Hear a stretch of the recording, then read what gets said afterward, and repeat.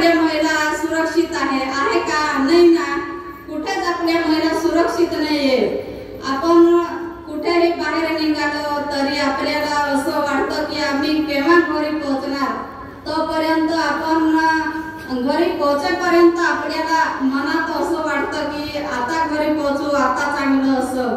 म्हणून याच्यासाठी आपल्यासाठी आपले दिल्लीहून आलेले खासदार यांना आपण विनंती करू की आमच्या महिलांच्या साठी आम्ही आवाज उठवणार आहे। त्याच्यासाठी त्यांनी आपला प्रश्न संसद भवन मध्ये मांडावा, कारण आदिवासी महिला सुरक्षित नाहीये असं आपण त्यांना विनंती करू। आपले खासदार आहेत ते दिल्लीहून आलेले, आणि आपल्या बहिणींनो सगळ्या गोष्टी लक्षात ठेवून आपण मतदान करायचंय।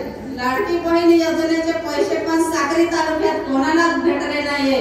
त्याच्यासाठी पण आपण एक असा अर्ज तयार करायचा उपसमितीमध्ये की आपल्याला जे सरकार देतोय पण ते आपलेच पैसे पण आपल्याला मिळालेले नाही, आणि सरकार म्हणतो आम्ही देतो। त्याच्यासाठी आपण आपला माणूस तयार करायचंय।